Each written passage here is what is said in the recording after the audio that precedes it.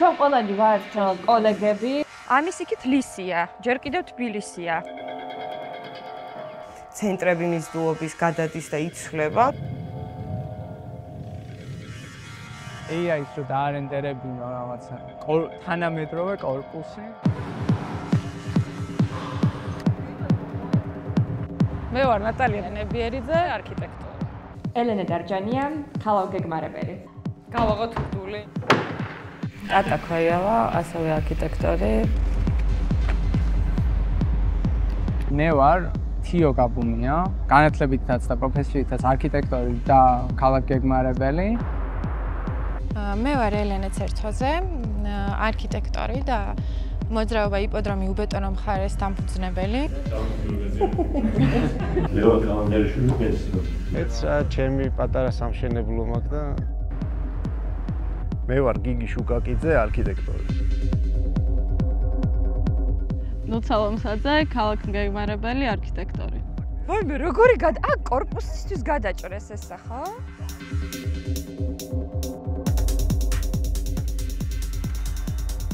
შევედი, წავედი. ურდული. მე ვარ სალომე ტავატაძე, განათლებით არქიტექტორი. დავამთავრეთ ციგნზე მუშაობა. ჩვენ სტატიაზე მუშაობა დავამთავრეთ. ჩვენ გოეთეს გრანტი მოვიგეთ. ეს იქნება მაგალითების გამო. სუსის დეპარტამენტის უფროსად ანრი ოხანაშვილი. ეხლა მარტო აქციაზე იმედი მაქვს არ დავჯარიმდები.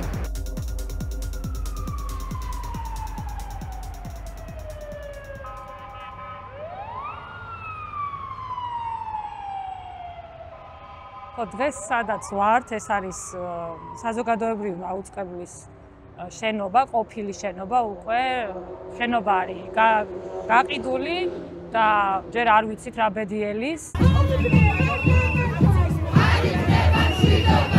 ამ ბანერით შენობასთან იმიტომ მოვედი, რომ როგორც ამ წინააღმდეგობის ფარგლებში და საპროტესტო მოძრაობის ფარგლებში ხშირად ვიძახით, რომ ეთერი საზოგადოებრივი მაუწყებლის უნდა დაეთმოს ხალხს.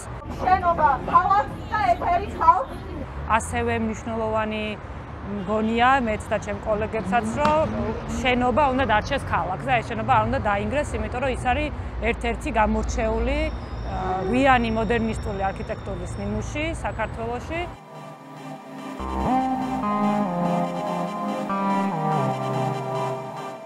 მნიშვნელოვანია, რომ ეს ისტორიული იერსახეც ამ ადგილის მნიშვნელობას შემორჩეს.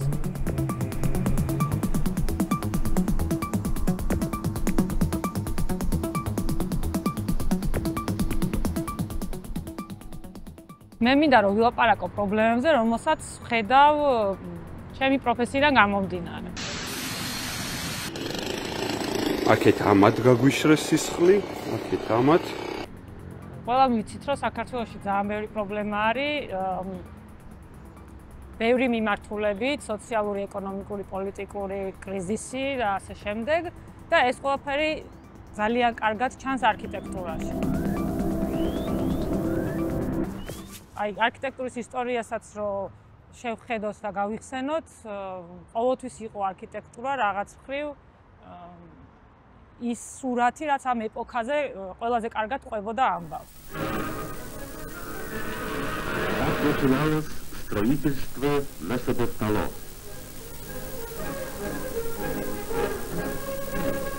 ჩვენ დღეს რა არქიტექტურასაც ვქმნით, პირდაპირ ლაპარაკობს იმაზე, ვინ ვართ და როგორ ცხოვრობთ.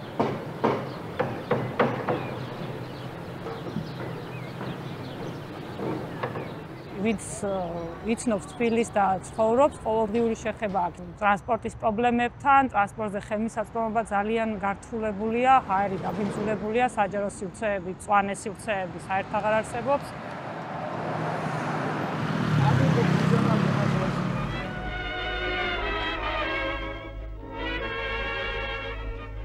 მაშინ ჯერ კიდევ ძალიან ცოტა იყო ავტომანქანები და თბილისელი მძღოლებიც გალაღებულნი. საჯარო სივრცე ხდება ძალიან გადატვირთული ბევრი სხვადასხვა ფუნქციით, რის გამოც სავალი ნაწილი ხშირად არჩება.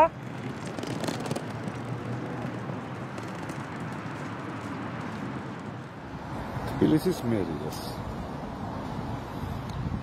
შუა ბახტრიონი.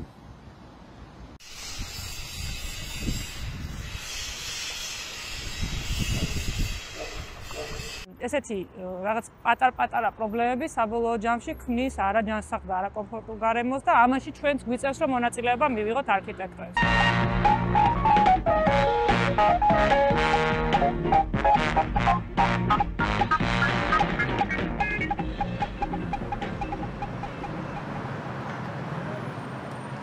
ჩვენ შარშან გაზაფხულზე დავიწყეთ არქიტექტორებმა იმაზე საუბარი, რომ რაღაცა ერთობა გვჭირდება იმისთვის, რომ საკუთარი თავებით დავიცვათ იმისგან, რომ მხოლოდ ინსტრუმენტებად არ დავრჩეთ და რამე სასარგებლო საქმიანობის კეთებად შეგვეძლოს და ასევე დავიცვათ ერთმანეთი და ქალაქიც იმ გავლენისგან, ვისი გავლენაც ცხადია, რომ არსებობს ახლა ჩვენს კონტექსტში.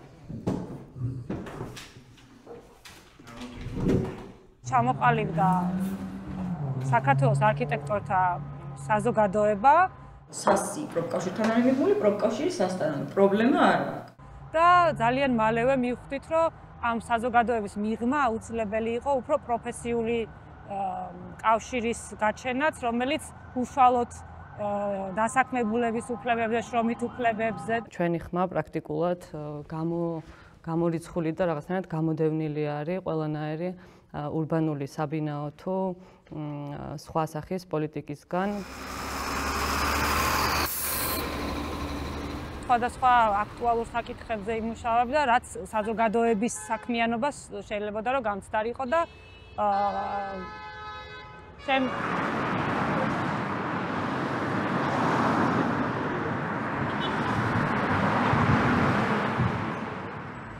აქ ვარ იმიტომ, რომ სიმბოლურად მინდა რომ გავიმეორო ის ყოველდღიური მარში, რაც აქედან რუსთაველისკენ მიემართება. ბოლომდე! კიდევ ერთხელ აისახოს რუკაზე ეს ჩემი მსვლელობა.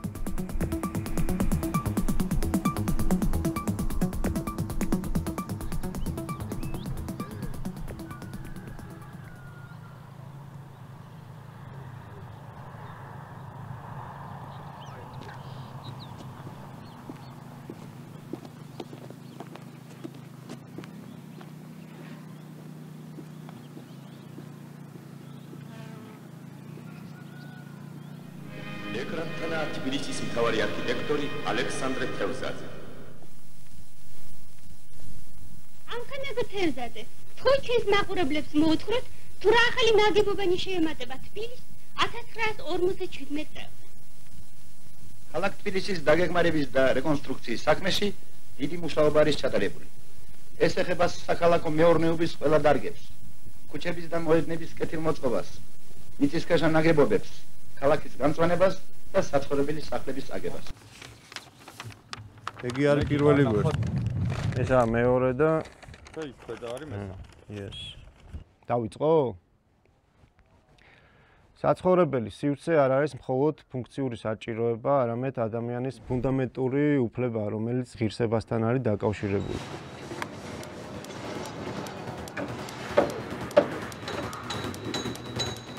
ქალაქის ცენტრი თანდათანობით იქცა პრივილეგირებულ სივრცედ მხოლოდ მაღალშემოსავლიანი მოსახლეობისთვის და ქალაქის ზღვარზე დაუმთავრებელ ქუჩებში გაჭირვებული ოჯახები თვითნებურად მიშენებულ ბარაკებში ცხოვრობენ.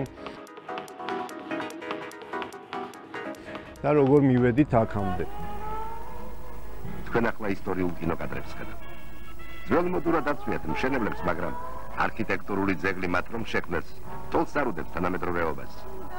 ჭეშმარიტად საშვილიშვილოდაა ნაგები. საბჭოთა კავშირში საცხოვრებელი საკუთრება თითქმის ესე არ არსებობდა, ვინა სახელმწიფოსგან იღებდნენ უფასოთან სიმბოლურ ფასად. ქალაქების განვითარება ხდებოდა ცენტრალური გეგმით, საცხოვრებელი კომპლექსები სტანდარტიზებულ პრაგმატულ არქიტექტურაზე იყო დამოკიდებული. ექიმი, მასწავლებელი, სამრეწველო მუშაკი ყველანი ერთნაირ მსგავს ბინებში ცხოვრობდნენ. გარეგნულად იყო ყველაფერი თანასწორი, თუმცა ამ სახლებს არ გააჩნდათ ცხოვრებისთვის აუცილებელი პირობები, კომფორტი.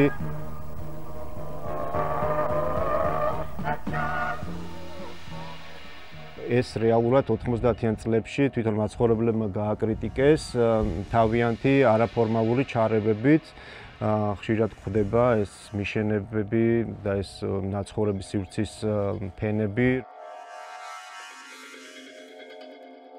საბჭოთა კავშირის დაშლის შემდეგ საქართველოს ცვლილებების ზღვარზე აღმოჩნდა სახელმწიფო საცხოვრებელი ბინები მოქალაქეებს საკუთრებად გადასცა. ეს იყო ეგრეთ წოდებული მასობრივი პრივატიზაცია, ანუ საკუთრების გადანაწილება დიდი მასშტაბით. თქვენი ვაუჩერი აიღეთ? კი. 1. არა 4.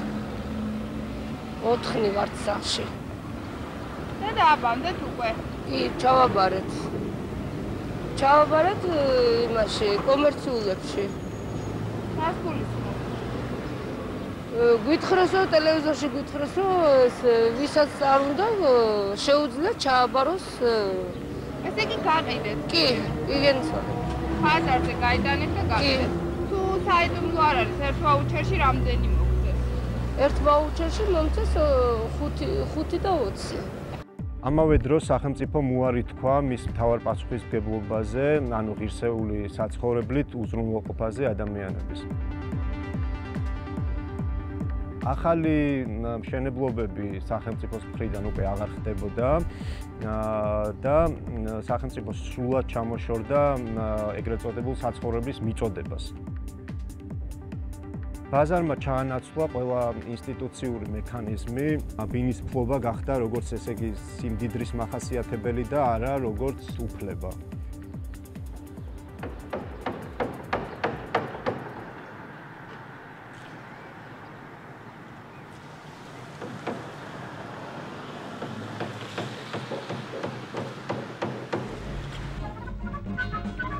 ეს თბილისის უშინდელი.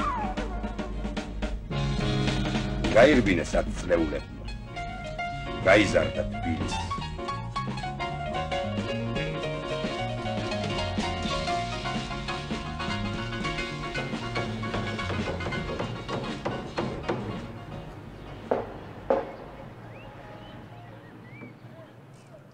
ის რო თბილისი რამეს ვერ იტევს, ეგ ცოტა მითია, იმიტომ რომ რეალურად მოსახლეობა დიდად არ გვეზრდება ჩვენ. და ძალიან დიდი კითხვა არის, რომ აი რატომ შენდება ამდენი, თუ არც ცხოვრების ხარისხი არ უმჯობესდება იმდენად, რომ აი ვიღაცამ უკეთესი ბინა, უფრო დიდი ბინა იყიდოს და არც მოსახლეობის რაოდენობა დიდად არ იზრდება. აი ბოლოს რუსები რო შემოვიდნენ, ეს იყო 100,000.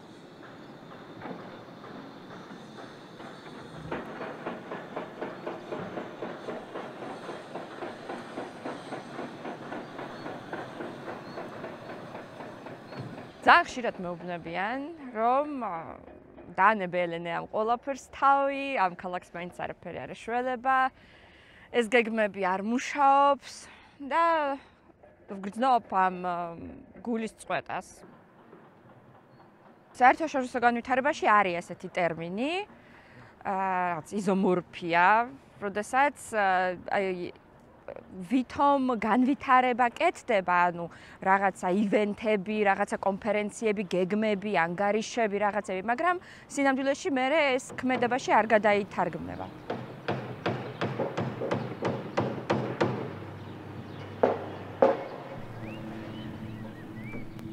ხო ამბობენ, რომ თუ გინდა რომ რაღაცა ჩვევები დანერგო, ჯერ შენი იდენტობა უნდა შეცვალო.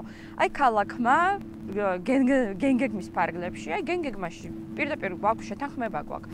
2 წლის მაგრად 4 წელი ვაკეთებდით დოკუმენტს, იყო გადაცემები, იყო ჩხუბები, გამოფენები, დებატების საკრებულოში, აი მთელი ამბები იყო ამ დოკუმენტის მომზადებაზე. და ბოლოს ვთქვით, რომ ჩვენ გვინდა მწვანე ქალაქი. და აი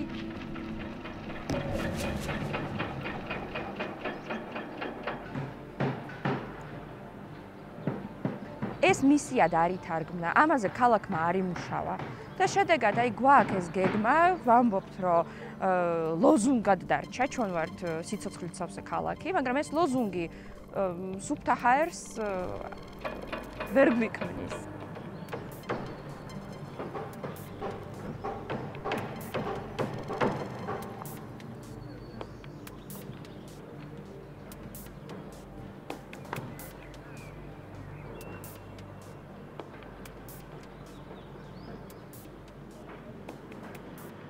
ნაცნობი შეხვდა და მკითხა, რაზე მუშაობ ახლა და მოუყევი საზმაუს შენობაზე, რომ ის შენარჩუნება მინდა და რატო რა საფრთხის წინაშე დგასო.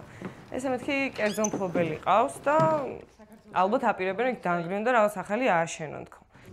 თბილისელი სომეხი მხატვრის კონდახსაზოვების საოჯახო სახლი, ოჯახური სახლი. დაფიქრდა და ნუ ეხლა ყოველს თავისი აზრი აქვს, რა თქმა უნდა, მაგრამ მე მგონიაო, რომ განვითარებასო ხელს ვერ შეუშლია.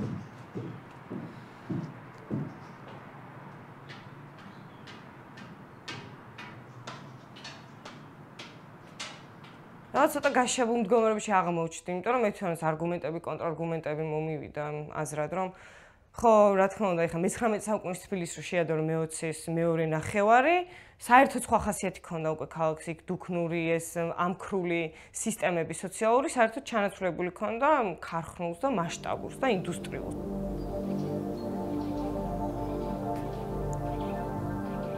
განსაკუთრებით მოდერნიზმის და გვიან საბჭოთა პერიოდის, ასევე ადრეული საბჭოთა პერიოდის შენობებთან დაკავშირებით მოსახლეობას აქვს ძალიან შერეული გრძნობები და აზრები. ისტორიულად ყოველი შენობა თავის ფუნქციისთვის შენდებოდა და შესაბამისად ფორმაც იქიდან იყო განსაზღვრული. თუნდაც რომ შევეხოთ საზმაუს შენობას, რომელიც პირდაპირ ტელევიზიისთვის აშენდა, დღეს ძალიან რთულია მასში სხვა ფუნქციის შეთვისება. არჩილ ქურდიანი, რომელიც ძალიან სახელოვანი არქიტექტორი აქვს საქართველოში და საბჭოთა კავშირში საკმაოდ სახელიანი არქიტექტორი იყო.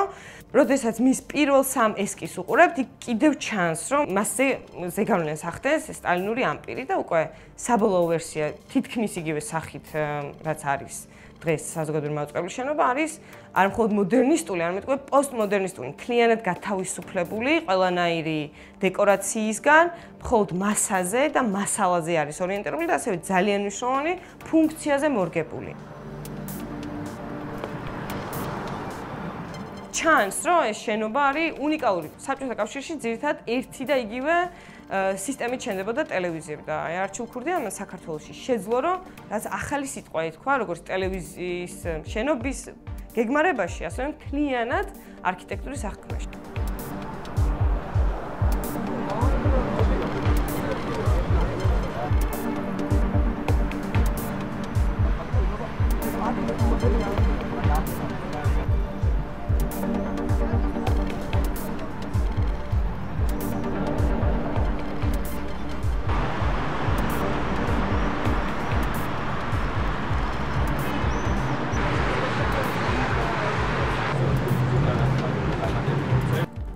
ძირითადად ყველაფერი ჩვენთან, რაც ახლა ახალი რეაბილიტაცია არ არის, თქვათ, ძირითადად ყველაფერი მანქანაზე არის აწყობილი უმრავლესად.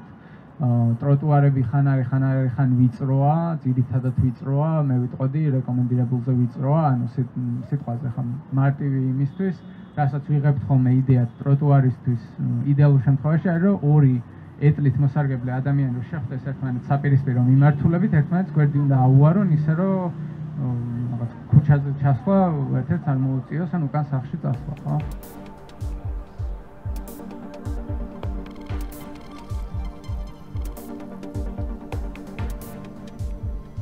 ამ სახლის და აი ამ სარდაფის სართულის ამ სახით შენარჩუნება, რომ გამოყენებული ყოფილიყო აგური და კირი, იტალიელი კონსტრუქტორების დახმარებით მოხდა, მათ გადაარწმუნეს ქართველი კონსტრუქტორები, რომ კირაბეტონის სარტყელი საჭირო არ იყო, იმისთვის, რომ ეს შენობა მედეგი ყოფილიყო და ასევე ამ კედლების აშენებაში გამოვლინდა ის ოსტატობა, რაც ტრადიციულ შენობას სჭირდება კალტოზების შესანიშნავი ნამუშევარია ეს და არა არქიტექტორების. ძალიან კარგია ერთის მხრივ, რომ სახელმწიფოს ბალანსი ჯერ კიდევ არის დიდი რაოდენობის შენობები შემორჩენილი, იმიტომ რომ ეს შესაძლებლობას გვაძლევს განსაკუთრებით მუნიციპალიტეტებში და თბილისის გარეთ, იმიტომ რომ ეს კარგი ექსპერიმენტების შესაძლებლობაა, რომ აბა რომელი მეთოდი უფრო გაამართლებს.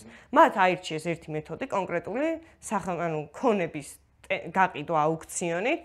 ხშირ შემთხვევაში ეს აუქციონები გარიგების თვალის ასახვევია, რომ აი ხო სამართლიანად ვაკეთებთ ამ ყოფილს აუქციონზე სიმბოლურ ერთლარად ყიდით, ან კონკრეტულ ბიზნესური გდებიან, თუ ვთქვათ ის რაღაც ერთ ძეგლს აღადგენს ან რაღაცა 10 მილიონს შეიტანს რა რაღაცა და იქაც კიდე ქვე გარიგებები ლაგდება ამასთან ერთად ეს ტერიტორია ხო გადაეცემა ფეშქაში იყოს ესე მიჩუქნია შენთვის ხო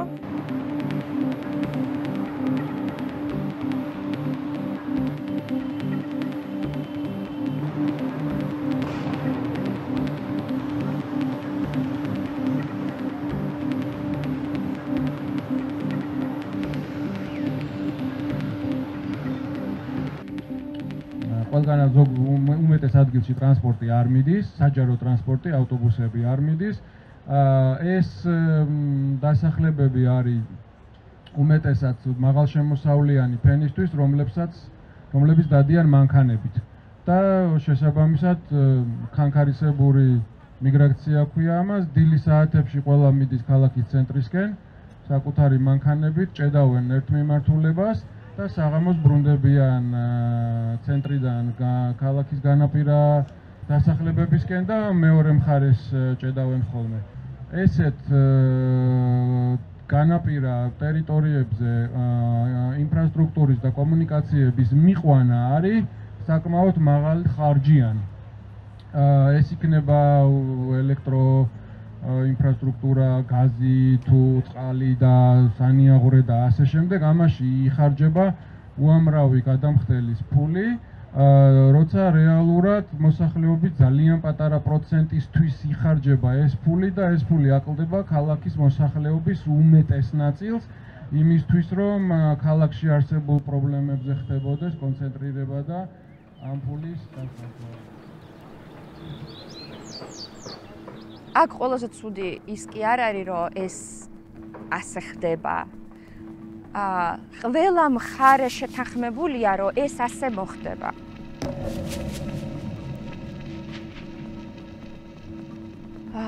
პოლიტიკური პასუხისგებლობა ყოველთვის დგას ამაზე. აი მაგალითად, ვთქვით, რომ გვინდა იყოს თბილისი კომპაქტური ქალაქი, რაც ნიშნავს, რომ შევაფასეთ მონაცემები, მივხვდით, რომ თბილისის გაფართოვება რაღაცა საზღვრების იქით უფრო ძვირი შეიძლება დაუჯდეს ქალაქს, ესეთი ვარაუდი გამოვთქვით.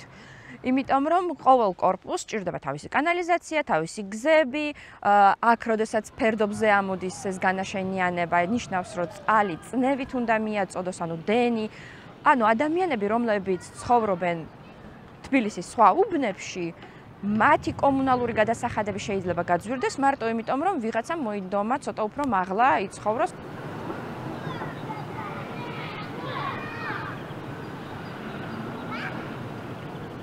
შევთანხმდით, რომ გვინდა კომპაქტური ქალაქი იყოს, რაც ნიშნავს იმას, რომ რაღაცა საზღვრის იქით აღარ გავფართოვდეთ, შევინარჩუნოთ ჩვენი ბუნებრივი ლანდშაფტი, რომელიც თბილისისთვის ძალიან დამახასიათებელია. ჩვენ ავიღეთ პასუხისგებლობა იმ მონაცემების ინტერპრეტაციაზე, რომ უკვე არსებულ სტრუქტურებში გვაქვს საშუალება ბიზნესმა გააგრძელოს ფუნქციონირება და დეველოპერულურმა ბიზნესმა და ანუ არ ექნებათ მათ დიდი დაბრკოლებები თავიანთ განვითარებაში, იმიტომ რომ რა თქმა უნდა ძალიან მნიშვნელოვანია სექტორი, სამშენებლო სექტორი. უბრალოდ, როდესაც გადიხარ აი ამ წარმოსახვით საზღვრის იქით, სადაც ხელუხლებელი ტერიტორიებია, არ გჭირდება არც მეზობლებთან მოლაპარაკება, არ გჭირდება არც რაღაც შეთანხმებები, არ გჭირდება იქ დარდი იმაზე, კარგი ინფრასტრუქტურა თუ არა. ანუ უბრალოდ სუფთა ფურცელზე აშენებ და ბევრად უფრო იაფი არის, იმიტომ რომ სავარაუდოდ ეს მიწები ალბათ მუნიციპალური იყო. შესაბამისად, აი ადამიანები, რომლებიც ცხოვრობენ შედარებით მოძველებელ უბნებში, ისინი რჩებიან აი ამ განვითარების მიღმა. იმიტომ რომ ისინი მათი ქონება აღარ არის ესეთი მოთამაშე. იმიტომ რომ აქ ახალ მიწაზე მოგება შეგიძლია ნახო 200% და იქ მოგება იქნება 15% თუ კოეფიციენტის მოგცემენ.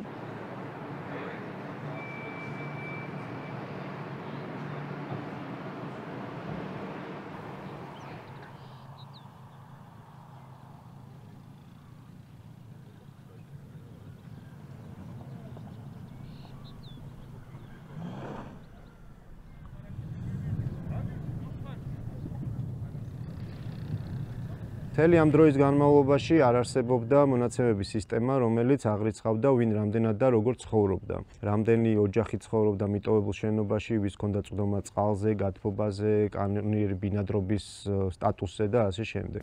არსებობს მოსაზრება, რომ თბილისის ძველ უბნებში მოშლილია სანიაღვრეების სისტემა და გამდინარე წყები სახლის საძირკველს აზიანებს. ასობით ათასი იძულებით გადასახლებული ადამიანი აღმოჩნდა საერთოდ თავშესაფრის გარეშე. ისინი მიტოვებულ შენობებში, სანატორიუმებში, სასწავლებლებში, ქარხნებში და მსგავს საზოგადოებრივ ნაგებობებში დროებით, თუმცა აღმოჩნდა, რომ მუდმივად შეასახლეს. მეორე მხრივ გასათვალისწინებელია ის გარემოებაც, რომ მდევნილებს, რომლებიც სკოლებში ისედაც აუტანელ პირობებში ცხოვრობენ, გადასასვლელად სთავაზობენ ქალაქიდან მოშორებულ ადგილს, სადაც შენობები მართალია გაეროს ლტოლვილთა უმაღლესმა კომისარიატმა გაარემონტა, მაგრამ იქ მხოლოდ ცარიელი კედლებია. მდევნილთა უმრავლესობას კი სკოლებში საწოლის მაგივრობას მერხები უწევენ. უსახლკარობის ერთ-ერთი კატეგორიად შეიძლება გავიხსენოთ ასევე 90-იან წლებში დაწყებული კოოპერატიული მშენებლობები, რომლებიც დღემდე დაუმთავრებელია. ეს აუშენებელი სიცარიელე რეგისტრირებული აქვთ და თუმცა ითვლებიან როგორც უსახლკაროდ რა. დაუმთავრებელი მშენებლობა შეწყდა, თუმცა წარმოებული სამუშაოებისათვის კუთვნილი თანხა მშენებლებს დღესაც არ მიუღიათ. ასევე შეგვიძლია დაუმთავრებელი მშენებლობები გავიხსენოთ 2008 წლის გლობალური ეკონომიკური კრიზისის შედეგად დაზარალებული მოსახლეობა, რომლებიც შეეწირნენ დეველოპერების გაკოტრებას და დღემდე იყო პრინციპში მერის მხრიდან რაღაც დონეზე ხელშეწყობა, თუმცა ესეთ მასშტაბურად მაინც დღემდე დაზარალებულად ითვლებიან.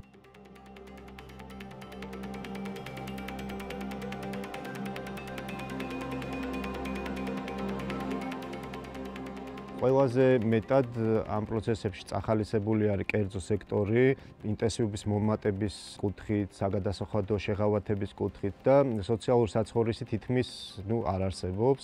მუნიციპალიტეტებს არც რესურსი აქვთ, არც პოლიტიკურად აღიარებული პასუხისმგებლობა რეალურად და ამავდროულად ბინის ფასი იმაზე ბევრად მეტია, ვიდრე ადამიანის საშუალო ხელფასი.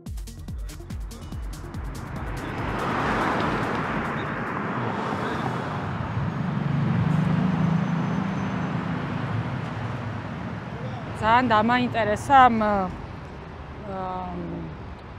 წინააღმდეგობის პროცესმა და რა სახის გავლენა შეიძლება ქონდეს ამ პროცესს საერთო სივრცეზე.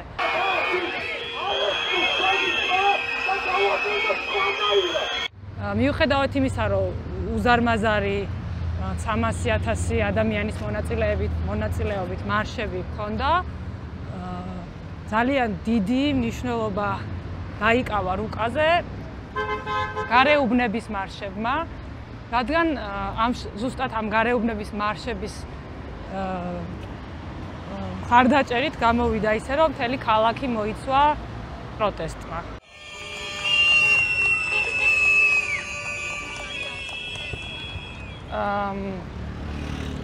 ხოდა ეგ ძალიან ესეთი მნიშვნელოვანი განსხვავებაა რა, ჩვენ კი სულ ვითხოვთ ხოლმე, რომ აი გვაკლია ქვეყანა თბილისში, ქალაქში, ქვეყანაში საჯარო სივრცეები, მაგრამ ასევე გვაკლია ეგ გამაერთიანებელი სივრცეები, რა, სადაც ჩვენ ერთმანეთს ვესაუბრებით და ამ პროტესტმა ჩემთვის ყველაზე ძვირფასი რაც გააჩინა არის ეგ სივრცე, სადაც ბევრი სხვადასხვანაირი ადამიანი უბრალოდ საუბრობს იმაზე, რითი არის უკმაყოფილო რა.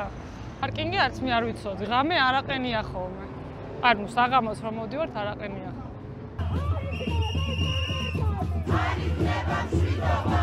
მოდიში ერთი წუთი.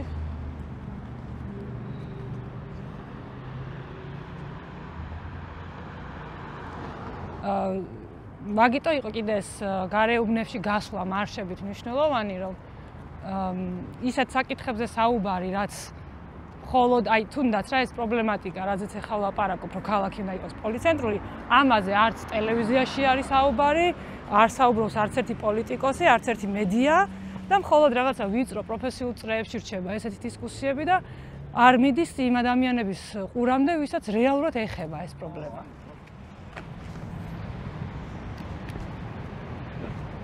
ესეთი დიდ მასშტაბური პროექტები როცა შენდება, ანუ ურბანული პოლიტიკა ფაქტობრივად არ გვაქვს. უბრალოდ გაიცემა ნებართვები, რაღაცა სტანდარტები არსებობს, მაგრამ საბოლოო ჯამში ყველა ნებართვა გაიცემა რაღაცებს. ჩაგასწორებინებენ და მერე მოგცემენ.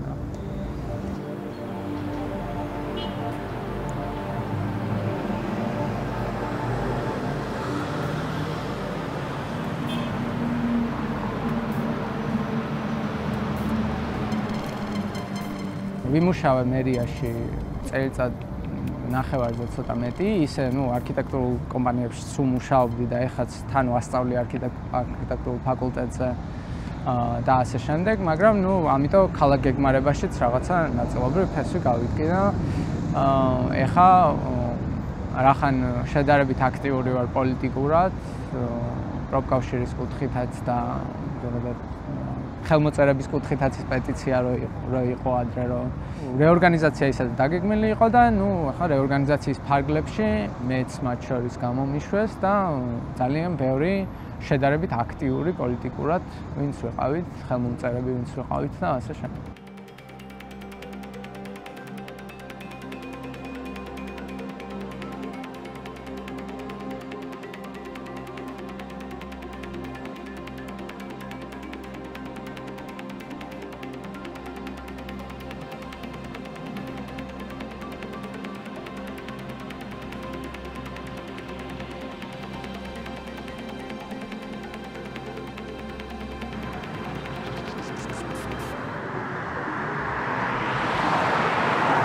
თანამედროვე ქუჩა თბილისში როგორი შეიძლება იყოს? ყველაზე კარგ ვარიანტი არის ეს. ძალიან კაი მაგალითი არის ეს ტერიტორია ქუჩის დიზაინის განსახილველად, იმიტომ რომ რეალურად დღეს რაც კეთდება, ესეთი ხარისხით მე ვიტყოდი რომ აღარ კეთდება, მაგრამ ყველა ელემენტი რაც მულტიმოდალურ დიზაინში უნდა იყოს აქ არის ქვაფენილი ტროტუარზე, რომელიც იდეაში ყველგან უნდა იყოს და განსხვავებული უნდა იყოს ტროტუარის და გზის, მაგრამ დღეს რასაც ვაკეთებთ არის რომ უბრალოდ ასფალტი და ორივე ცხელდება და არაფერი წყალს არ ატარებს. გამწვანებაზეც მაგალითად ძირითადად რაც კეთდება, ეს უნდა იყოს ტროტუარზე ოდნავ ქვემოთ. გამწვანება ზოგადად უნდა იყოს ტროტუარზე ოდნავ ქვემოთ, რომ წყალი მერე იქ ჩავიდეს და რეალურად ჩვენ რასაც ვაკეთებთ არის რომ არა ბარიერი, რომ ის არ დასველდეს, კარგად იყოს წყალი აქ დაგროვდეს. დიზაინერული გადაწყვეტილებაა მე ესე მითხრეს, მაგრამ რეალურად რავი, ეს ლითონი არის გასაყიდი. გარდა იმისა, რომ ეს აწეულია, ზოგადად ხეებს აქვს სტანდარტი რაღაცა ზომის, ანუ ამ ჩარჩოს, რომ რაღაცა ნაწილი მიწა უნდა იყოს ღია, რომ მაგაში წყალი ნორმალურად ჩავიდეს. რეკომენდირებული არის 3-3-ზე, 3 მეტრი 3 მეტრზე. უბრალოდ დიზაინერული გადაწყვეტილება იყო, რომ ანუ მარტო ესთეტიკაზე დაყნობით, რომ მოდი ვქნათ ესე.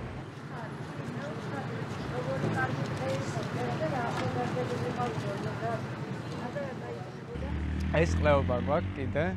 ეს წვეტიანი, ანუ ამის დიზაინი, იდეა არის, რომ მანქანა არ შემოვიდეს, რაც ლოგიკურია რაღაც შემთხვევებში, ჩვენ პირობებში გვჭირდება, რომ მართლა, ხო, ვიღაცამ აქ არ გააჩეროს და ჯიპით არ ამოვიდეს, მაგრამ ანუ ამის დიზაინი არის, რო დავждდე და ვიფიქრო ყველაზე ცუდი ვარიანტი, როგორი შეიძლება გავაკეთო ეს, დაახლოებით ესეთი გამომივიდა. იქნებოდა წვეტიანი არის, შავი არის, რაც ნიშნავს, რომ ცუდად ჩანს. წვეტიანი არის ნიშნავს, რომ შეიძლება წამოედო და შეიძლება ძალიან გეტკინოს, რომ დაეცე და ასე შემდეგ. დაბალი არის, რაც ნიშნავს, რომ ასევე რთული დასანახია. კიდე უფრო კონკრეტული პრობლემა, რო თქვა, ქვემოთ არის უფრო პატარა, ვიდრე ცენტრში, რაც ნიშნავს, რომ შეიძლება მაგალითად ადამიანი ჯოხით თუ იკლევს გზას, ხო? შეიძლება ჯოხი გადაატაროს ქვემოთ ისე, რომ ვერ მოარტყას ამას, იმიტომ რომ ქვემოთ უფრო პატარაა და მერე ეს ზედა გამოწეული ნაწილი მოხვდეს ფეხში, ან რაღაცა ეგეთი.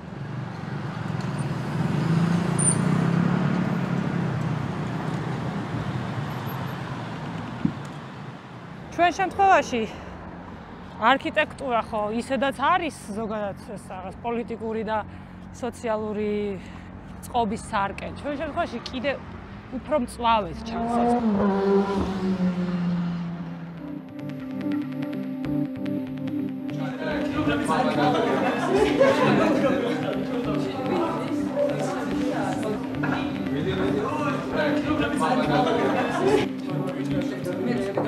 სასის ფუნქცია არის, რომ უნდა შეიცვალოს საქართველოს არქიტექტურული გარემო. ეს იქნება კანონმდებლობები, ეს იქნება განათლება, ეს იქნება არქიტექტორების ანუ დაფუძნება ისეთი ორგანიზაციის, რომელიც ამ სფეროს ინტელექტუალურ დონეზე გააერთიანებს, მიხვდი? სიმართლე გითხრათ, აი ეს მუხტი პირველი და ინიციატივა დაიწყო აგერ 1 წლის წინ გაზაფხულის მოვლენებზე, რომელიც ეგრეთ წოდებულ რუსულმა კანონის ინიცირებამ გამოიწვია.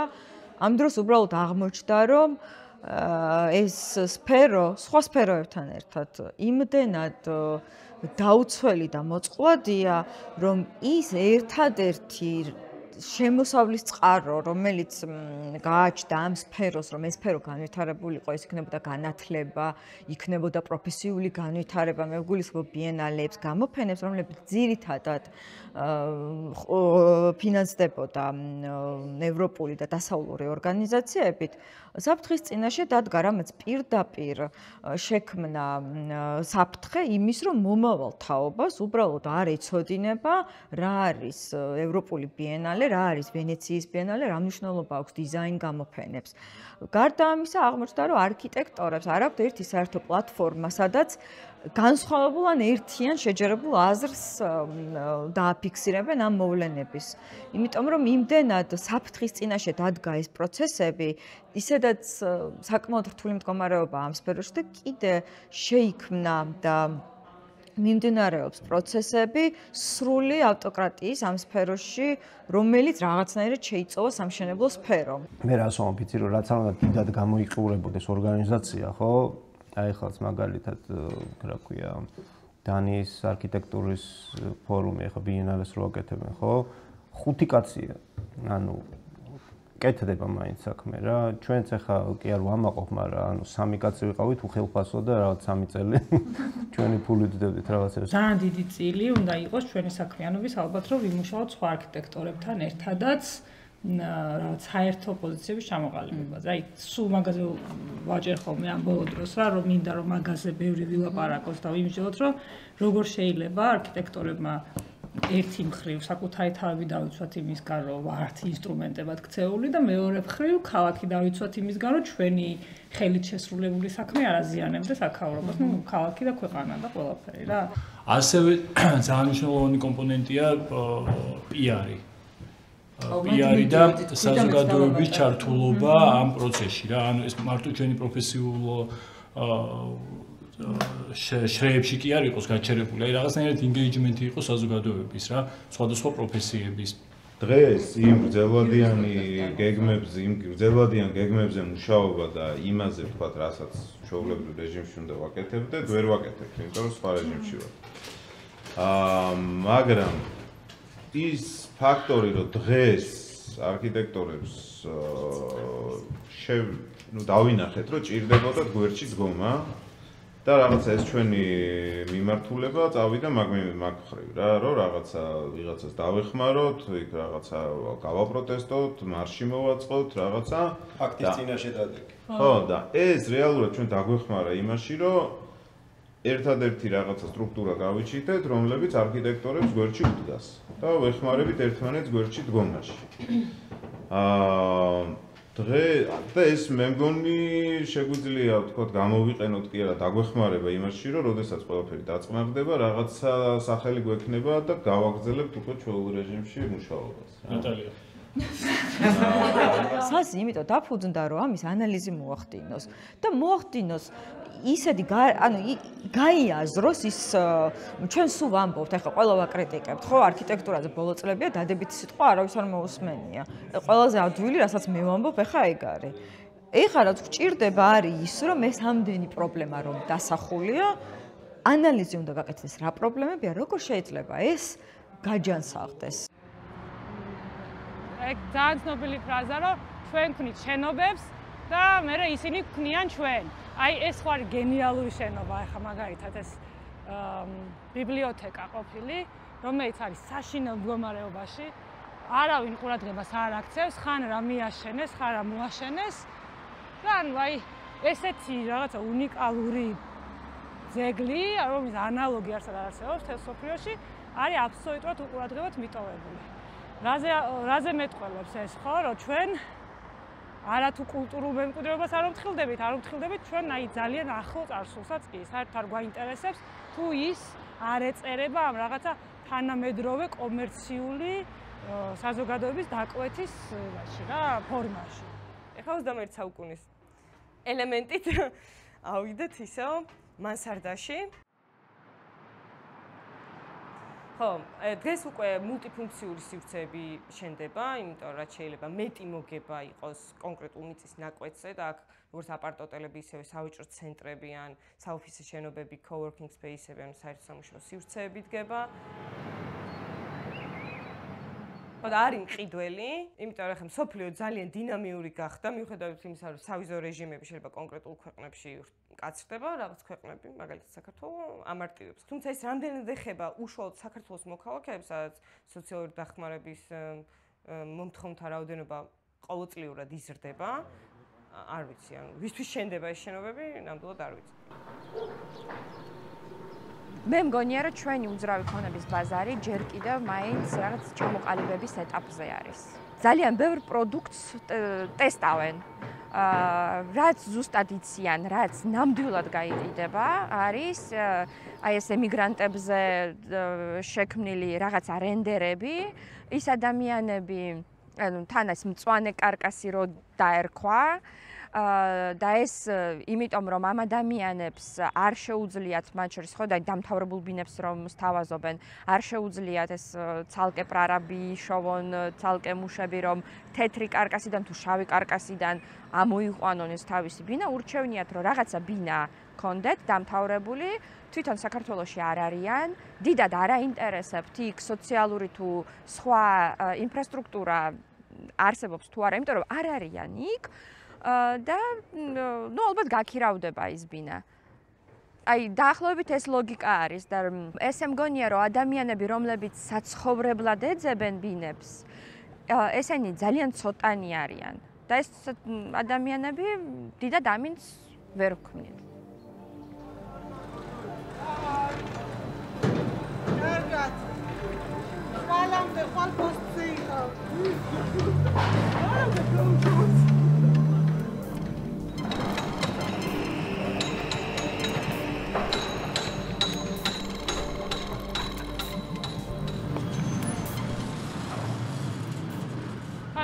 რენდერების და კომერციული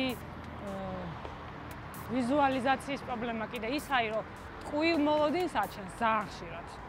და ეს ტყუილი მოლოდინი რაღაცა გამწვანებული სამოთხე, მრავალფუნქციური ფეშენებელური კომპლექსის მოხმარება, ხო? არასდროს არ არის ყველასთვის. ყველაზე დიდი პრობლემა ის არის ხომ, რომ აშენდება ესეთი ძალიან ლამაზი შეიძლება კარგი მოწესრიგებული კომპლექსი რომელშიც ეზოში შესვლა შეუძლია მარტო იმას, ვინც იქ ან ცხოვრობს, ან მუშაობს და ეზო რომც იყოს გახსნილი ქუჩის მიმართულებით, მაინც ეს რაღაცა შემოსაზღვრული ჩაკეტილი სივრცე ჩდება.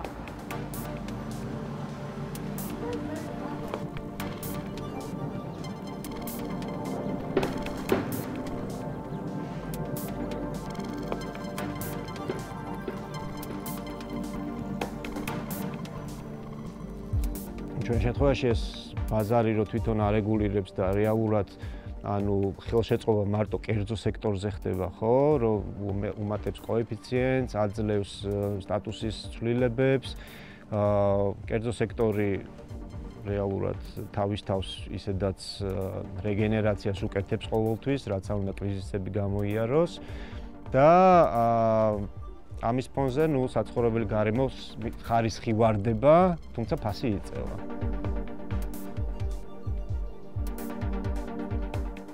სოციალურ უთანასწორობას და სოციალურ სეგრეგაციას, ხო, ანუ ფაქტიურად სხეულს უქმნის არქიტექტურა. ზუსტად იმ სხეულს უქმნის, როგორი უთანასწორობაც არსებობს. მაგალითად, მერიისთვის პრიორიტეტი არის, რომ გასცეს მშენებლობის ნებართვა ახალ ფეშენებელურ კომპლექსზე, ამ სიტყვა სპეციალურად ვაფასე ხშირად, იმიტომ რომ ძუს, მაგრამ საერთოდ არ არის დაინტერესებული იმითი, რომ აღმოფხვრას გვერდზე უბანში ან ძალიან ახლოს ისეთი უკვე დაძველებული რა ვიცი, რამის მიწასთან გასწორებული დასახლება და ის განავითაროს, აი მაგალითად ავლაბარში რო გაიაროთ, ერთ-ერთ ყველაზე ლამაზ და ძველ უბანში. ავლაბარში არის იმდენი აი გრევის პირას მისული შენობა, რომ იქ შესვლა და ცხოვრებაც საშიში არის, იქ გავლაც საშიში არის. საერთოდ არანაირი პროექტი არ გმახსოვს, რომ და ფაქტი არ ვარც არის, რომ ქალაქს გამოეცხადებინა და თუნდაც ადგილობრივ არქიტექტორებს მონაწილეობა მიეღოთ. აი ესე ამოგლეჯილად, უკონტექსტოდ ანგრევენ თითოეულ შენობას და აშენებენ იქ რაღაც ახალს, მაგრამ მთლიანობაში ძალიან მიგდებული არის ფაქტიურად ეს უბანი რა. სამაგიეროდ ჯიქიაზე ან ვაკის შემოგარენში ან წანიში შენდება ახალი ფეშენებელური კომპლექსები.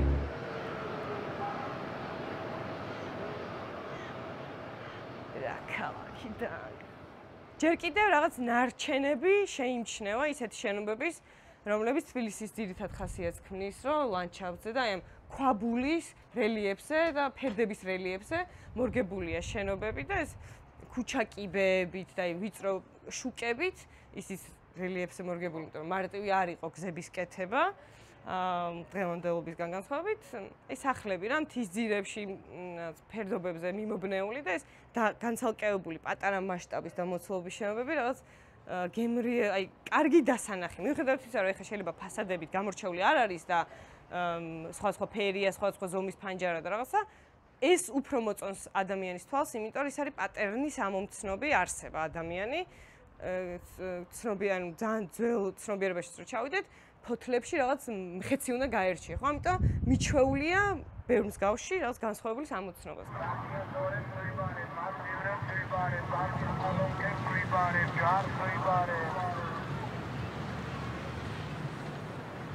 წლის წინ უძრავი ქონების რეკლამებში ხედი არ ფიგურირებდა. სადღაც აი 5 წლის წინ განსაკუთრებით წარმოუდგენელია რომ იყოს რეკლამა, რომელიც ხაზს არ უსვამდეს ან ბუნებასთან ახლოს, ან კარგ ხედს. და ორივე ზუსტად ვიცით, რომ არც ერთის გარანტია არ არის. ანუ ყიდიან იმას, რის გარანტიას ვერ იძლევიან. არადა გენერალური გეგმა იქნებოდა მაგის გარანტია. ანუ თუ შენ თანხმდები შენ სამეზობლოსთან, რომ ეს ასეა და ეს არის ჩემი საზღვრები და ერთმანეთს პატივი ვცეთ, ეს უნდა ყოფილიყო გარანტია იმისა, რომ ხედიც გქონოდა და სტადიონი და ბაღი და სათამაშო მოედანი. მერიაში მუშაობდნენ გამომდინარე. გეგმარება ბევრად უფრო კარგად არის ხოლმე ზოგადად და გეგმარებას ძალიან ანუ რა ვიცი, იშვიათად თუ დავუწუნებ მე რამეს, მაგრამ ანუ აღსრულების კუთხით და იმიტომ რომ მაგისი კადრები, მაგისი რესურსი არ არის, რომ ზედამხედველობა გქონდეს ამას წესიერი, როცა ხორციელდება პროექტი, რომ აი 24 შვიდზე ვიღაცა ვინც კარგად კითხულობს გეგმებს, ან თუნდაც მონაწილეობას იღებდა და ასე შემდეგ, ამას ედგეს, მოდიოდეს ადგილზე და ნახულობდეს რა როგორ კეთდება.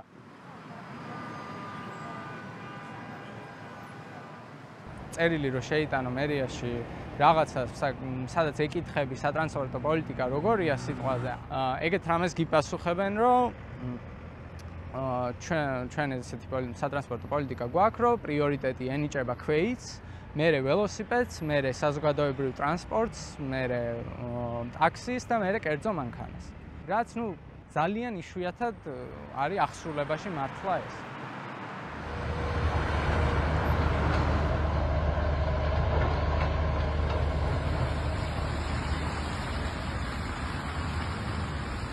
ეს მეგასკოლის გზაზე.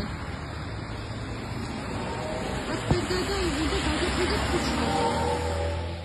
და ეს პრობლემა გვაქვს ასევე ცალკე, რაც ანუ იდეას ცოტა კი არა ძალიან ეწინააღმდეგება ჩემი აზრით ზოგადად ბასლაინების იდეას, რომ ეხლა ტაქსებიც დაუშვით, მოპედებიც დაუშვით, შკოდები ისედაც დაშვებული იყო, ეხლაც დაშვებულია.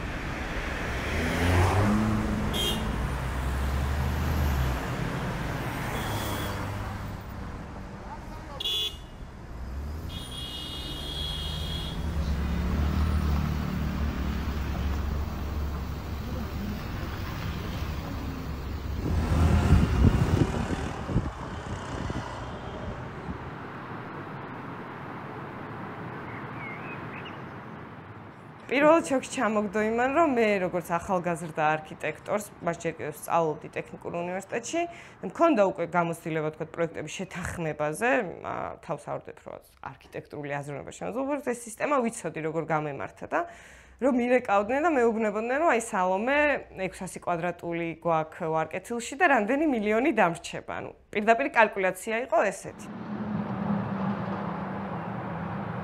ჩვენზე მაინც გავლენას დიდწილად ახდენს რუსული ბიზნეს მიდგომები. მიუხედავად იმისა, რომ ევროპაშიც არიან ესეთი ადამიანები და იქაც ხედავ დეველოპერულ პროექტებს და განვითარებებს, იქ ადგილობრივ მოსახლეობას მეტად ეკითხებიან, რომ თვითონ როგორ წარმოუდგენიათ და თვითონ კერძო მფლობელიც ითვალისწინებს იმას, რომ პროცენტულად, თქვათ, უფრო მეტი სასტუმროს ფართები იყოს, სავაჭრო ფართები იყოს, ოფისის ფართები იყოს, რა საჭიროებაც აქვს მიმდებარე უბნებში მცხოვრებ მოსახლეობას, იმიტომ რომ პირველადი მომხმარებლები მაინც ის ადამიანები არიან, ვინც უკვე წლების მანძილზე გარშემო ცხოვრობენ. შესაბამისად, ეს მიდგომა სრულებით უგულებელყოფილია ჩვენს ქვეყანაში. უზარმაზარი 6 სათამჯენი უნდა ჩადგეს რა, ერთი არის 76 სართულიანი, ყველაზე დაბალი არის 23 სართულიანი.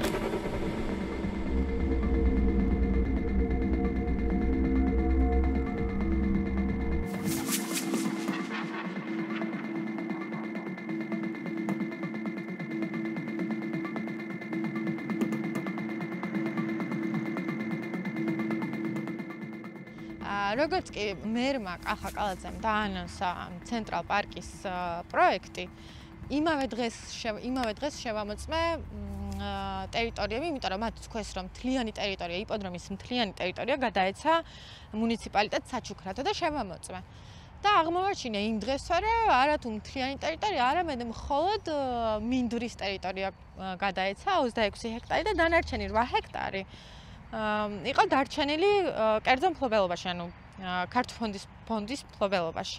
თან მით უმეტეს ხა ბიძინა ივანიშვილის ხრიკებს თუ როგორ ამბობს ხოლმე, ტრიუკებს თუ დააკვირდები, ანუ მიხვდები, რომ სულ ერთნაირი პრინციპით მოქმედებს, ანუ რაღაც ტერიტორიას იყიდის, თან სხვათა შორის დაკვირვებულია, რომ ყოველთვის ძალიან მნიშვნელოვან ტერიტორიებს ყიდულობს და მნიშვნელოვანს არა მარტო თქვა რეკრეაციული ან რაღაც ესეთი თვალსაზრისით, არამედ აი რაღაც ისტორიული და კულტურული ღირებულება თუ აქვს, ჩვენთვის თბილისელებისთვის თუ რაღაც ძალიან ძვირფასი არის, თუ რაღაც მეხსიერება გვაქვს იმ ადგილთან მიმართებაში, ეგეთ ადგილებს ყიდულობს, მაგალითად ლაგუნა, მაგალითად საზმაუს შენობა, მაგალითად იპოდრომი და აჭაობებს, ანუ აი იმდენად გაპარტახებული არის მე ეს ადგილები, რომ ბოლოს უკვე ეგეთი ხდება, რომ აი ამ რაღაც გაუბედურებულ გაპარტახებულ ადგილს ბარემ ჯობია რომ რაღაც ავაშენოთ. პირდაპირ არქიტექტორს ეხება ეგ რეალობა, იმიტომ რომ ფაქტიურად არ არსებობს სხვა დაკვეთა, აღარ არსებობს. რა საზოგადოებრივი დაკვეთა აღარ არსებობს, არის მხოლოდ კერძო ინტერესი. ან ემსახურები კერძო ინტერესს, ან უბრალოდ არ აქვს საქმე და უბრალოდ პროფესია, შენი პროფესია რჩება გვერდზე. შეგვიძლია რომ ჩვენი წილი მარტო იმ ნაწილში შევიტანოთ, რომ რაღაცას შეკვეთას თუ ავიღებთ, ცუდად არ გავაკეთოთ. სხვა მხრივ ან არ ავიღოთ. მაგრამ არაღებაც არ არის გამოსავალი, იმიტომ რომ შეუცვლელი ამ სისტემისთვის არავინ არ არის რა. მე არ ავიღებ, სხვა აიღებს, სხვა გააკეთებს და ის გასაკეთებელი რაც უნდა ქალაქს, ან უნდა კერძო მესაკუთრეს, ან დეველოპერს, ან დიდ კაპიტალს და დიდ ბიზნესს, ის მაინც გაკეთდება.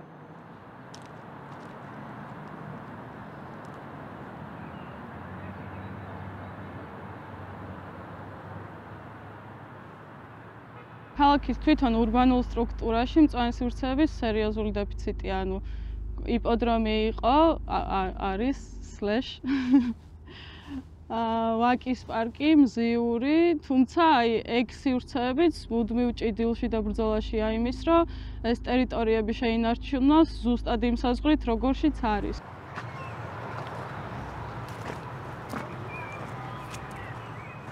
ანუ ერთია, რომ პერიფერიულად და ესეთი ლანდშაფტური რეკრეაციები რა გვაქვს და მეორეა, რომ თვითონ არსებული პარკების რეაბილიტაციები როგორ ხდება. ეს არის კიდე ცალკე საკითხი. და მართლა ეს რაღაც დაბეტონების ტენდენცია, რომ როგორც თქვათ რიყის პარკი, დედაენის პარკი, როცა შეიძლება რომ სრულად რაღაც ლანდშაფტური მწვანე საფარით იყოს დაფარული და ძალიან მინიმალურად დანარჩენი ინფრასტრუქტურით, ეს თითქოს რაღაც ძალიან უგულებელ ყოფილია ხოლმე პროექტის შემდგენის და შემსრულებლის მხრიდან.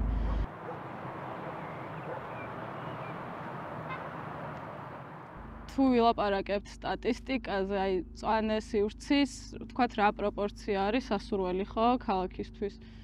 აი ჯანდაცვის მსოფლიო ორგანიზაციას აქვს ეგეთი რეკომენდაცია, რომ 9 კვადრატულ მეტრი დაახლოებით მწვანე არეალი უნდა მოდიოდეს ერთ სულ მოსახლეზე. და ევროპის ქალაქების შემთხვევაში ეს რიცხვი არის 30-დან 50 კვადრატულ მეტრამდე. თბილისში, სადაც 80-იანებში იყო 13 კვადრატული და ეს იყო რაღაც ყველაზე დიდი პროპორცია. დღესდღეობით გვაქვს დაახლოებით 1.5 კვადრატული მეტრი ერთ სულ მოსახლეზე. ამ ნაწილზე ძირითადად ეგეთი რამ არის, რომ მე-4 წელია უკვე, როგორც კი მერმა დაანონსა პროექტი, ანუ პირდაპირ ეთერში დაანონსა.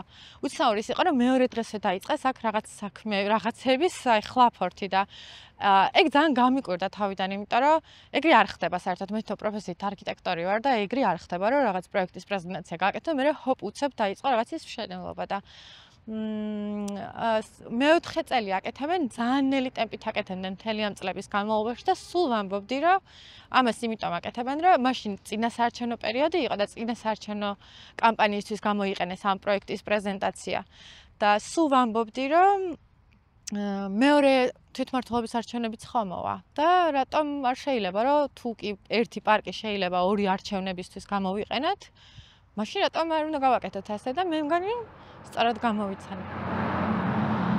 გენგეგმაში დევს მაგალითად, რომ 2030 წლისთვის უნდა გახდეს ეს 1.3 კვადრატული მეტრი, 10 კვადრატული მეტრი ერთ სულ მოსახლეზე. თუმცა ხოლმე ეს დოკუმენტების, ქალაქგეგმარებით დოკუმენტების აღსრულების პროცესი კიდე სხვა საკითხია. ნუ იდეაში ის წყნეთის და ამ ტერიტორიების შემოერთებაც მაგას ემსახურებოდა, რომ ეს პროცენტული წილი გაზრდილიყო მწვანე სივრცეების.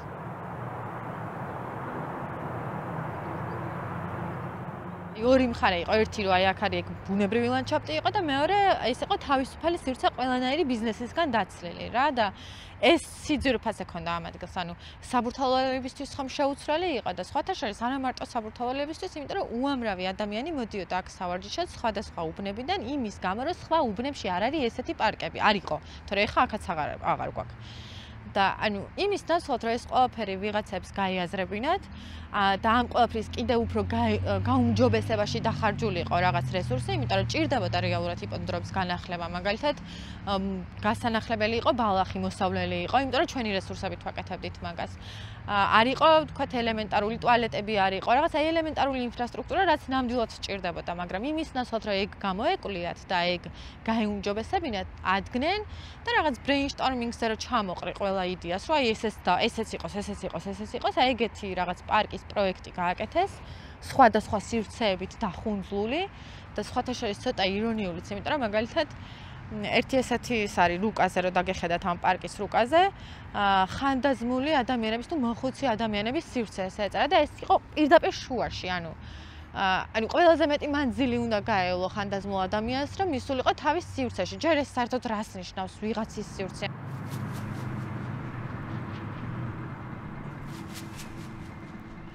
თბილისის გარდა საერთოდ ძალიან რთულია ქალაქგეგმარებაზე ლაპარაკი სხვა ქალაქებში. ბოლო დროს წამოვიდა ეს ტენდენცია, რომ მუშადება ქალაქგეგმარებით დოკუმენტები სხვა ქალაქებისთვისაც. თუმცა აი აღსრულების საკითხი არის ძალიან მნიშვნელოვანი და ძალიან ბურუსით მოცული და ბევრი სპეკულაციის საგანი. თბილისს აქვს გენგეგმა, ასევე ბათუმის გენგეგმა მუშავდება ახლა, გორის გენგეგმა არსებობს, ბევრ ქალაქს აქვს უკვე გენგეგმა, თუმცა ყოველდღიურად ვხედავთ, რომ რაც ხდება, ეს ყველაფერი ეწინააღმდეგება გენგეგმის დადგენილ პირობებს. აქედან შეგვიძლია დავასკვნათ ის, რომ ქალაქ გეგმარება ზოგადად არსებობს, უბრალოდ რადგან ურბანისტიკა ზოგადად პოლიტიკურ ნებასთან ძალიან მჭიდრო კავშირშია, ეს დიდ გავლენას ახდენს ამ სფეროს ფუნქციონირებაზე და ეფექტურობაზე. მერი არის პასუხისმგებელი ნებისმიერ პროექტზე, რაც ქალაქის ტერიტორიაზე მიმდინარეობს და მით უმეტეს მის ბალანსზე არსებულ ტერიტორიაზე რაც ხდება და საჯარო სარეკრეაციო სივრცეში რაც ხდება, ამაზე ყველაფერზე პასუხისმგებელი არის მერია. და მეტიც სულ რომ კერძო იყოს რაღაც, აი ხა მაგალითად იქ რომ ვიღაცამ ფანჯარა გამოცვალოს და მე მივმართო მერიას წერილით რომ რა მოხდა, რატო გამოცვალეს ფანჯარა, მერიამ უნდა მიპასუხოს რომ აი ამ და ამ მოთხოვნის საფუძველზე ჩვენ გავეცით ნებართვა და გამოცვალა ფანჯარა. ეს იმ ვიღაცის არის და იმასთან გადაგრთავ არავინ მეკითხება, ესე არ ხდება. და ეს პასუხი რომ გამცეს მივხვდი რომ რაღაც უფრო მეტ კანონის დარღვევასთან მქონდა საქმე ვიდრე უბრალოდ პარკის პროექტის შინაარსის არ მოწონება იყო და სოციალური სამართლიანობის ცენტრს მივმართე მაშინ და ერთად დავიწყეთ სასამართლო დავა. და მერე მთელი ეს პროცესი მიმდინარეობდა, ეგეთი პროცესი ქონდა მე ჩემსა და მერიას შორის, რომ მე წერდი წერილებს, ვითხოვდი საჯარო ინფორმაციას სხვადასხვა საკითხზე იპოდრომთან დაკავშირებით და ყველაფერზე მეუბნებოდნენ რომ არ ქონდათ. რა პრინციპები არის საქართველოს პრაქტიკაში ესეთი იერარქიულად უფრო მაღალი, ხო? აი მაგალითად აქაც სადაც ვართ იპოდრომის ცენტრალური პარკის პროექტის შექმნისას ძალიან დიდი წილი უკავია საპარკინგო სივრცეს.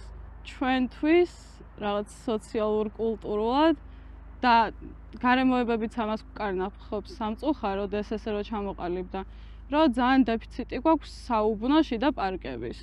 და აი ქალაქის მასშტაბით არის იმდენად ცოტა სარეკრეაციო ტერიტორია, რომ ადამიანი მიდის სახლიდან მანქანით, იქ მანქანას აჩერებს, რაღაც სეირნობს ამ ტერიტორიაზე, მანქანაში ჯდება და მანქანიდან მოდის სახლში. აი ოდნავ რაღაც მზე გამოვა თუ არა, ლისის ტერიტორია არის ხოლმე გადაჭედილი, ხო?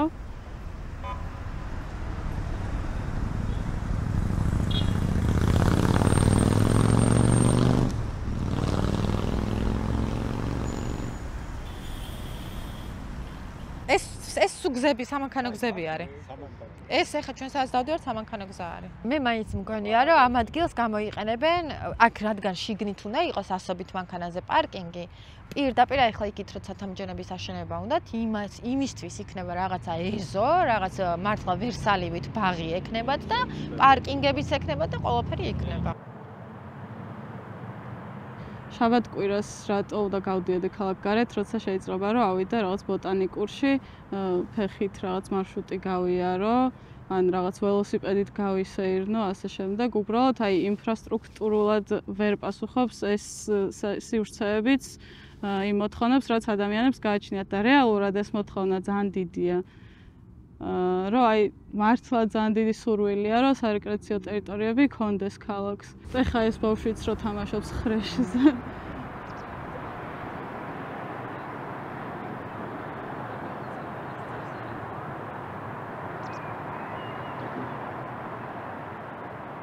მართალია მაგ აზრების გამო სხვათა შორის ვიღაცაებმა აქ თმევითაც მათრიეს, ოღონდ პირდაპირ მნიშვნელობით ვამბობ, თავს დამესხნენ, რომ შენ რას კადრულობ, რებს იტყუებიო და ვეუბნებოდი რომ არ ვიტყუები, უბრალოდ ანუ ჩემს ეჭვს ვამბობ, რომ ესე მოხდება რა, მაგრამ საბოლოო ჯამში გამართლდა. სამწუხაროდ, სანაც კარგი იქნებოდა, რომ არ გამართლებულიყო, მაგრამ გამართლდა და ამ აი ხა ბოლო ზაფხულს, ანუ 2024 წლის ზაფხულს გაყიდა სოსო ფაკაძეზე, მის მიერ დაარსებულ რაღაც ახალ კომპანიაზე, თუმცა საჯარო ინფორმაციაში ჯერ კლავ ფონდი ქართულს სახელზე არის ეს და მე როგორც ხვდები, ესე მგონია, რომ ესეთი დათქმა აქვთ, რომ იმას სანამ არ შეუცვლიდნენ ზონას, სანამ არ აიღებდა ნებართვას და ასე შემდეგ, იქამდე იქნებოდა ფონდი ქართუსი და როგორც კი ყველაფერი დაალაგდებოდა, მაშინვე გახდება ალბათ ამისი, რა ქვია, სასოფხაკაძის.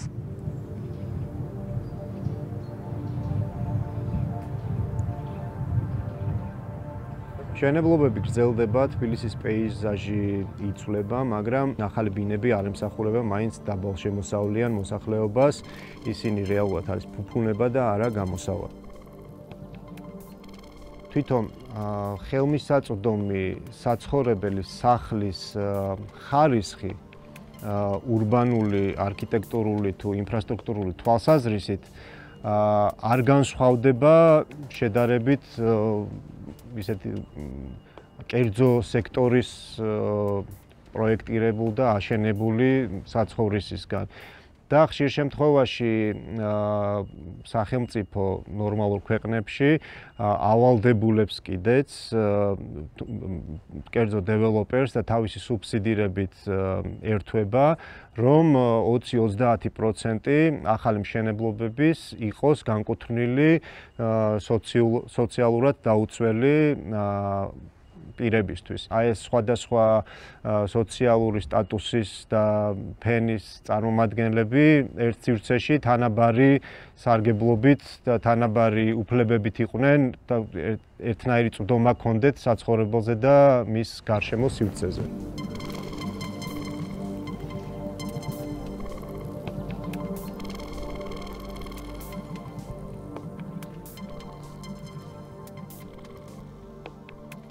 აი ყველაზე თვალსაჩინო რაც არის და მე ვფიქრობ რომ აი ქალაქის აღქმისთვის ძალიან მნიშვნელოვანი არის ქუჩა იმ კუთხით რომ ნუ გარდა იმისა რომ ქუჩა არის რაღაც საზოგადოებრივი სივრცეების 80% დაახლოებით საშუალოდ ქალაქში თან აი როცა ამბობ როცა აღქმა გაქვს რაღაცა ქალაქზე რომ აი ლამაზი ქალაქია ან არ არის ლამაზი ქალაქი ან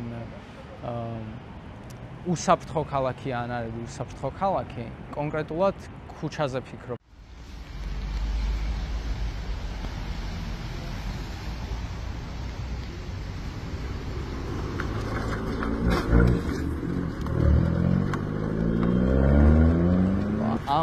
ამ ქუჩაზე და კიდე რამდენიმეზე ვიტყოდი, რომ რავი, ჩემი აზრით, ბევრად უკეთესია, შედარებითია, რა თქმა უნდა, მაგრამ მე მომწონს და გარკვეული სილამაზე აქვს ჩემთვის.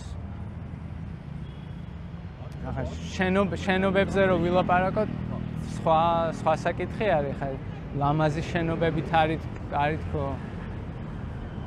გაშენებული ვერ ვიტყოდი, ახლა სულ რაღაცა დიდი დეველოპერული ფულის საკეთებლად და რა ვიცი ფართის მოსაგებად და ასე შემდეგ შეთანხმებული პროექტებია ძირითადად. და ნუ რაღაცა ნაწილი ესთეტიკის მიტყეპებით ზემოდან რომ რაღაცა აი გადაათამაშა თეთრი ისინი. ბოდიში არქიტექტორთან არის.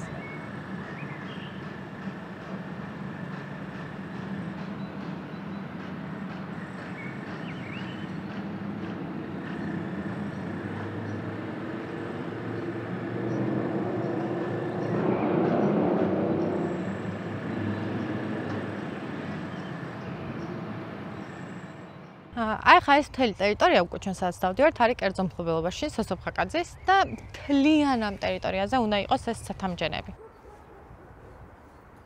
აი მთლიან ეხლა რასაც გავივლით ამ იერიდან, აი ამ საზღვარს რო გადმოვიდით, მთლიანად არის ამ ცათამბჯენებისთვის განკუთვნილი. აი ხო აქო ხაერ ისე გაფუჭდა უკვე ღირს კი სიარულიო რამდენი მტვერი მოდის. მტვერი აი უბრალოდ ახლა ის. მანდ ხო ფიქრობ ხო არ ჯობიაო ზღვაზე წავიდეო იქ უფრო სუფთაო ხაერი. ხო. მაგრამ მეორე საკითხია ზღვაზეც უკვე ისეთი მდგომარეობაა ზღვისპირეთში, იქაც ძალიან დიდი მშენებლობები მიდის, ძალიან დიდი მშენებლობები მიდის. საერთოდ როგორ მიყვარდა ის ხაჭო და ხო ფიზიკურად ვეღარ შევჭამ. ამაზე საერთოდ არ ვიცი.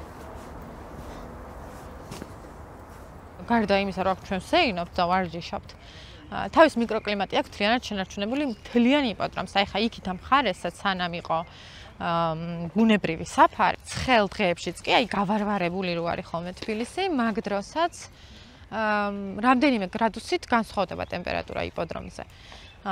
ტემპერატურაც და ბგერა იზოლაცია შენარჩუნებული აქვს. მიუხედავად იმისა, რომ ის გზა გაიყვანეს და სამანქანო ხმაური არის, მაინც შენარჩუნებული აქვს ეს ბგერა იზოლაცია. და აქეთ ტყის ნაწილში საერთოდ ცხოვრობს უამრავი ტყის ბინადარი. ახლა მართალია მგლებზე და დათვებზე არ გვაქვს ლაპარაკი, მაგრამ უამრავი პატარა ტყის ბინადარი. ციყვების ღარბები და ასე შემდეგ და ძალიან ბევრი სხვადასხვა ჯიშის ფრინველები, რომლებსაც ანუ ფაქტიურად ვუსპავთ გარემოს. ანუ ეხლა კი არ მიყურს, იმიტომ რომ სადაც ეხლა ადამიანებს გვისპობენ გარემოს, ციყვებზე და ზღარბებზე აღარავინ იდარდებს ეგეთ იმაში, მაგრამ ესე გამოდის.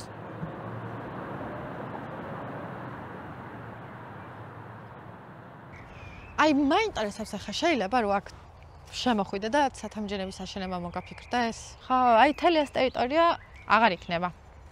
ამათი გეგმის მიხედვით. გამარჯობა, როგორ ბრძანდებით? როგორ ხართ?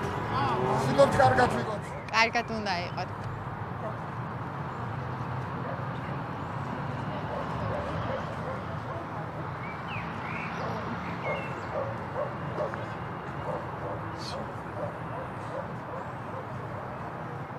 მოგეკევით. ხა მე აქ დიდი ხანია დავწვარ და რაღაც მომესმა რა, ცოტა უხერხულია რომ აქ ამის აპირებენ შენებლობას. კი, 6 სათამჯენი უნდა აშენდეს. ამ ტერიტორიაზე უნდა აშენდეს. კი ბატონო, აი ტყის ტერიტორიაზე. თუ იქით ამ ხარეს. არა, აი ტერიტორიაზე. თლიანად, ანუ ეხლა თლიანად, აი ესე რომ მოყვეთ, სანამ იქ პარკის ხარეს გადავალთ, ეხლა შენებლობას აშენდეს, ეს ტერიტორია თლიანად არის უკვე.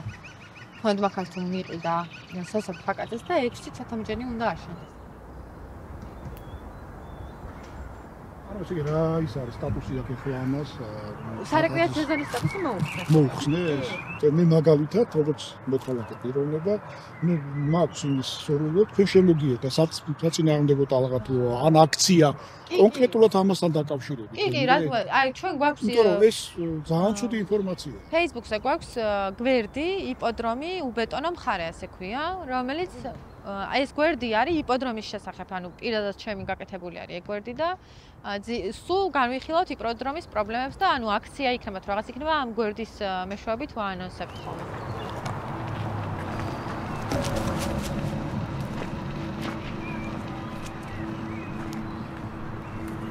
არავის არ უნდა დაიჯეროს, რომ რეალურად ყველაფერი ცუდადაა რა. მართულია მაგაზრით იცხოვრო, მაგაზრით იმოქმედო და რაღაც არაფრის იმედი არ ქონდეს და ამიტომ როგორც ჩანს უმრავლესობა მაინც იმ გზას მიმართავს, რომ აგერ მზე გამოვიდა და ყველაფერი კარგად არის რა.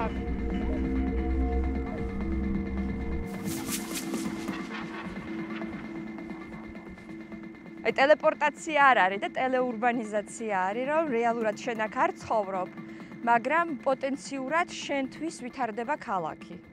აქ ესენი არ იყო, ეგ ნამდვილად მახსოვს, იმიტომ რომ ის корпуსიც არ იყო. ამას წინათ აი იქ ვიყავი, რა ქვია, იოსელიანის ქუჩაზე და დავიკარგე. იმიტომ რომ ადრე იქ მახსოვდა, რომ იყო რაღაც კერძო სახლები და ან არაფერი არ იყო. ამ გეგმას რო ვაკეთებდით, გვინდა და წარმოსახვითი საზღვრის გაკეთება, რომლის იქითაც ქალაქი აღარ უნდა გაფართოვებულიყო და საერთოდ იმას ვამბობდით, რომ რაღაცა ბილიკი ხო არ გავაკეთოთ, რომ ამას აი შემოუვარო თბილისს და ზუსტად ბილიკი რო გაქვს, იცი რომ ეს არის ის, რომლის იქით აღარ მიდიხარ, აი იმის იქით უკვე ბუნებრივი გარემო არის და ლანდშაფტი და შეგიძლია დატკბე, აი ქალაქიდან გახვედი. ზღაპრებში რო არის, რომ და ცხოვრობდნენ დიდხანს და ბედნიერად. აი აშენდა корпуსი და ცხოვრობდნენ დიდხანს და ბედნიერად, მაგრამ მერე რა ხდება? კაცი შვილმა არ იცის და აი აქ რო ხალხი შესახლდება. როგორი ცხოვრობენ? რა ცხოვრება ექნებათ? სად ივლიან? მათი შვილები სად ისწავლიან?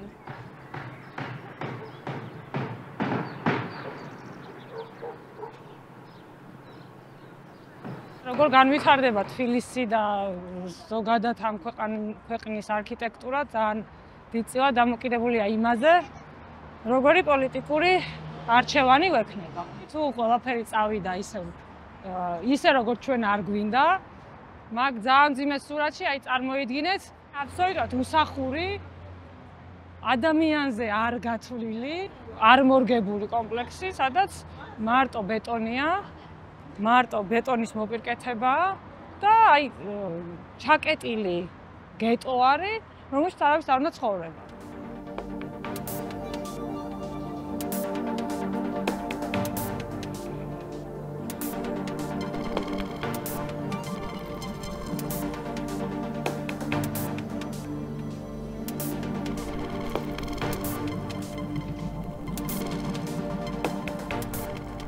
ბედნიერი იქნება ის, ვისაც ბევრი ფული ექნება. იმიტომ რომ აი მოიწყობს რაღაცა ამ იმას, გარემოს თავისთვის, სადღაც ააშენებენ რაღაცა 64-ის კომპლექსს, რომელსაც მისასვლელ გზას გააკეთებენ ისე, რომ შენ გაჭირვებული უბნები არ გაიარო. და თვალი აარიდო იმას, რაც რეალურად ხდება.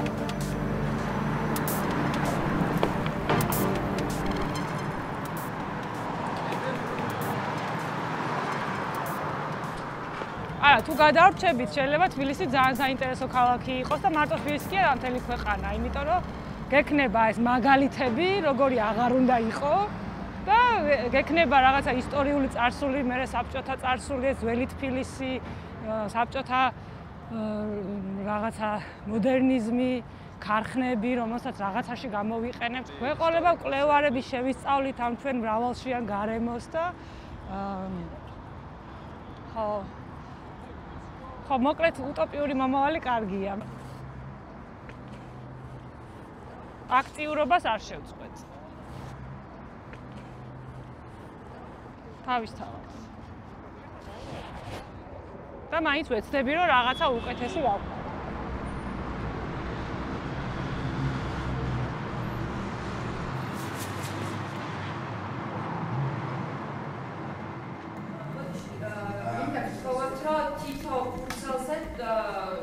თითო მოსაზრება რო იყოს, თუ არის შესაძლებელი. ანუ გაყოფა რო შეძლო.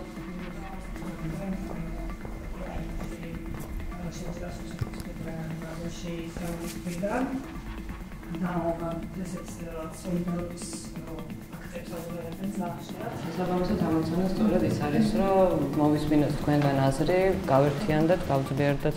რა გამოწვევებია შრომით ურთიერთობებში, როგორ შევქმნათ უსაფრთხო სადისკუსიო სივრცე და მესამე შეკითხვა არის, რა რწმენებია პროფესიულ კავშირებზე. Obrad je sakhmenobod ახას მიუყვებას რასი მეორეს მეყვება კავშირი, აღონ ისე რომ არც უშვილდას ერთმანეთს ხელს და აწილერდეს. ან გაერთიანდეს. აი ამაზე რამე არა, მე მაგალითად ერთ-ერთი და მარტო